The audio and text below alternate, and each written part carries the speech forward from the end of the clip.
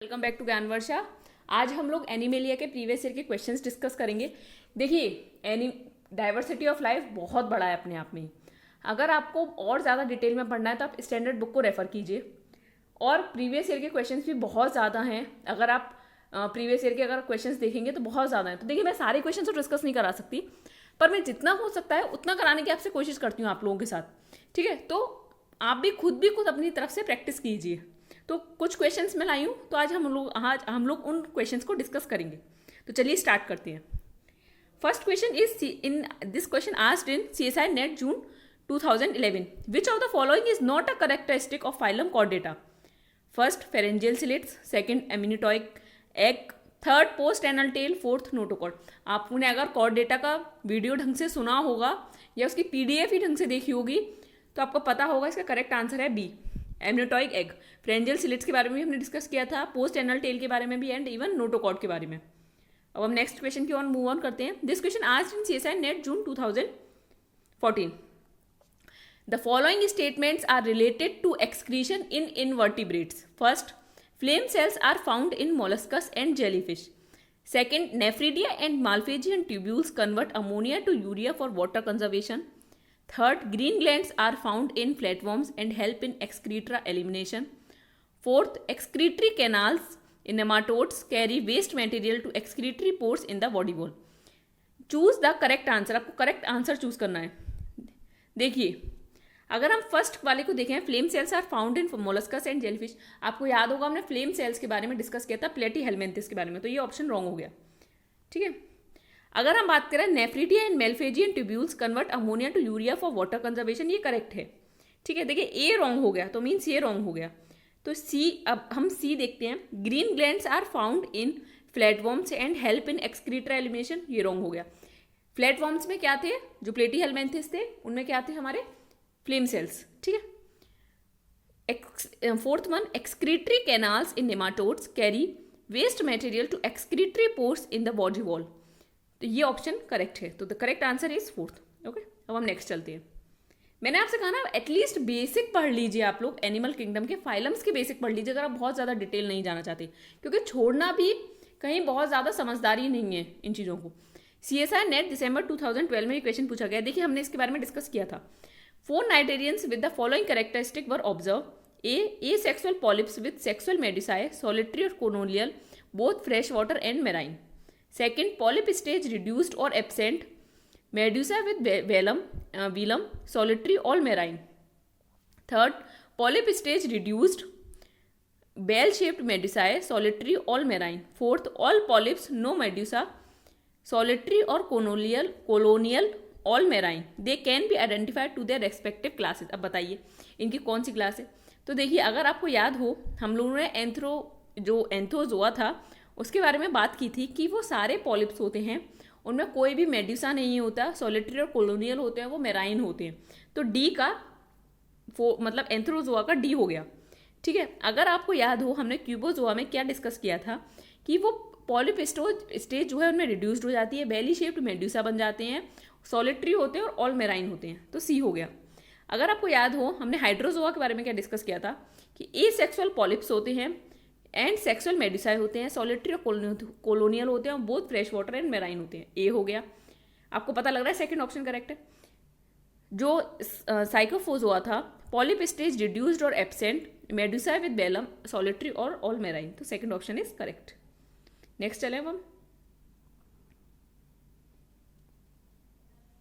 This question asked in CSI net June 2014। The organs radula and clitellum are found इन।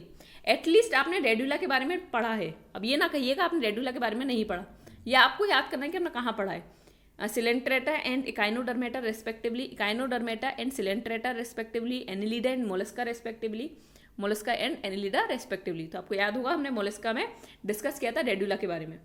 ठीक है, तो correct answer is fourth. अब next चलते हैं। This question asked in CSI net जून 2016।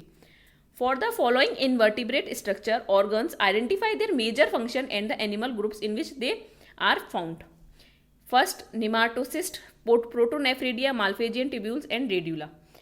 ठीक है, अभी हम देख के आए हैं कि रेड्यूला हमने मोलस्का में डिस्कस किया है। तो तो देखिए डी का तो मोलस्का हो गया, तो डी किस किस में दे रखा है मोलस्का, एक हमें इसी में दे रखा है मोलस्का में, फोर्थ वाली में, तो फोर्थ इसका करेक्ट हो गया। अगर आपको याद हो माल्फेजियन ट्यूब इंसेक्टा का होता है, हमें पता है माल्फेजियन ऑर्थ्रोपोडा में होता है माल्फेजियन ट्यूब्स, ठीक है। एंथ्रोजोआ, प्रे कैप्चर, प्लेनेरिया एक्सक्रीशन, प्रोटोनिफ्रीडिया, ठीक है। अब हम नेक्स्ट चलते हैं। This question asked in CSI NET June 2017. If you want to divide a human body into dorsal and ventral section, what plane will you use? Coronal, abdominopelvic, third transverse, fourth sagittal. देखिए मैं आपके लिए इसके लिए लेके आई हूँ, देखिए यहाँ एक नंबर आगे चला गया। सेजाइटल प्लेन देखिए क्या होता है, a vertical line which divides the body into left section and right section, ठीक है। आपको दिख रहा है ये सेजाइटल प्लेन, जो लेफ्ट आपको इस तरीके से आप काट रहे हैं, ये सेजाइटल प्लेन है, ठीक है। जो कोरोनल प्लेन होता है वो इस तरीके से होता है, जो आपके डोर्सल और वेंट्रल एक्सिस को बीच में करेगा। A vertical line which divides the body into front means वही डोर्सल एंड वेंट्रल, ठीक है। ट्रांसवर्स प्लेन क्या होता है, देखिए ये horizontal line which divides the body into upper and lower, ये देखिए यहाँ से आप काटे, ठीक है, अपर एंड लोअर सेक्शन को जो काटे दैट इज ट्रांसवर्स। तो इसका करेक्ट आंसर क्या होगा, कोरोनल, देखिए ये, क्योंकि हमें डोर्सल और वेंट्रल देखना है, ठीक है। और जो एब्डोमिनोपेल्विक होता है उसमें चार क्वाड्रेंट बनते हैं, दैट इज एब्डोमिनोपेल्विक, ठीक है। अब हम नेक्स्ट क्वेश्चन की तरफ मूव ऑन करते हैं। Given below are some statement on vertebrate, which one of the following statement is incorrect. June 2017 का क्वेश्चन है ये। Muscular post anal tail and pharyngeal slits are derived character in vertebrate like notochord and dorsal hollow nerve cord, ये correct है बिल्कुल। Like echinoderms vertebrates are deuterostomes, obviously. Presence of two or more sets of Hox genes in living vertebrates distinguish them from cephalochordate and urochordate which have only one set. चलिए मैं मान लेती हूँ आपको ये नहीं आता, अब नेक्स्ट वाला पढ़िए। Since adult hagfish and lamprey lack vertebral column, they are characterized outside class vertebrata but are retained under chordata along with cephalochordata and urochordata. क्या ये आपको लगता है करेक्ट है? नहीं, ये गलत है, इनकरेक्ट स्टेटमेंट है। तो करेक्ट आंसर क्या हो गया, फोर्थ, ओके। नेक्स्ट हम देखते हैं, this question asked in December 2019। Cnidarians are triploblastic animals with bilateral symmetry, wrong. क्या ये ट्रिप्लोब्लास्टिक होते हैं? नहीं, ये डिप्लोब्लास्टिक होते हैं। Diploblastic animals with medusa as one of the basic forms, ये करेक्ट है। Monoblastic organism with tube feet, नहीं। एसिमेट्रिक ऑर्गेनिम्स होते हैं, नहीं, ये एसिमेट्रिक नहीं होते, ये इनमें सिमेट्री होती है रेडियल सिमेट्री, ठीक है। विद टेंट, ये तो सही है कि टेंटाकल्स होते हैं कंटेनिंग पॉइजन ग्लैंड्स, नाइडोब्लास्ट होते हैं इनके पास, ठीक है, लेकिन एसिमेट्रिक नहीं होती है, ठीक है। तो correct answer is second. This question asked in CSI NET December 2018। Given below are some statement related to lower eumetazoans. Eumetazoans, select the incorrect statement. Ctenophores are diploblastic with radial symmetry, सही बात है। Placozoans with weakly differentiated tissue layer are not diploblast, इसे अभी छोड़ दीजिए। Cnidarians are diploblastic with typically 2 stages in their life cycle, बिल्कुल सही। Hydrozoans are cnidarian class, often have colonial polyps in their life cycle, ये भी correct है। तो करेक्ट मीन्स इनकरेक्ट स्टेटमेंट कौन सा है, दिस वन। तो करेक्ट आंसर क्या हो जाएगा, सेकंड, ठीक है। अब हम नेक्स्ट चलते हैं। CSI NET December 2015 में ये क्वेश्चन आया था।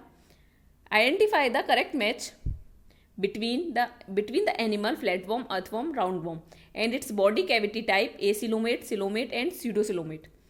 First option roundworm, pseudocoelomate, earthworm acoelomate, flatworm coelomate। आप बताइए क्या ये ऑप्शन करेक्ट है? नहीं। आपको पता हो अगर फ्लैटवर्म प्लेटीहेलमिन्थस जब हमने डिस्कस किया था तो वो एसिलोमिक था, मैंने आपको बताया था BC से, याद रखिएगा, एक बॉडी प्लान और एक सीलोम ही नाइडेरिया और टीनोफोरा के साथ रह गया है, बट अदरवाइज प्लेटीहेलमिन्थस बहुत आगे निकल गया है, मीन्स उसने एडवांस फीचर हर जगह कर लिए हैं, जम लेयर वगैरह में सब में। तो बॉडी प्लान और सीलोम में उसमें क्या रह गया बेचारा, एसिलोमिक रह गया फ्लैटवर्म। तो करेक्ट आंसर है थर्ड, फ्लैटवर्म एसिलोमिक रह गया। Earthworm coelomic means true coelom था अर्थवर्म में, जो कि हम एनिलिडा में बात करते हैं, और राउंड वर्म जो हो गया हमारे एस्कीहेलमिन्थस जो कि स्यूडोसिलोम है, ठीक है। ये ऑप्शन रॉन्ग हो गया हमारा सेकंड, बिकॉज राउंड वर्म एसिलोमिक नहीं होते, राउंड वर्म हमारे क्या होता है स्यूडोसिलोम। ये भी गलत हो गया, हमारे राउंड वर्म यूसिलोम नहीं होते, राउंड वर्म क्या होता है हमारे स्यूडोसिलोम। तो करेक्ट आंसर क्या है आपका थर्ड। समझ आया आपको? आई होप आप लोगों के दिमाग में थोड़ा सा कंसेप्ट क्लियर हुआ होगा, आप लोगों को समझ आई होगी ये वीडियो। अगर वीडियो समझ आई है तो आप इसे लाइक कीजिए। ये जो मटेरियल है मैं ज्ञानवर्षक टेलीग्राम चैनल पर अपलोड कर दूंगी। ये अगर आपको कोई भी क्वारी हो क्वेरी हो, आप मुझे gyanvarsha@gmail.com पर मेल करके पूछ सकते हैं।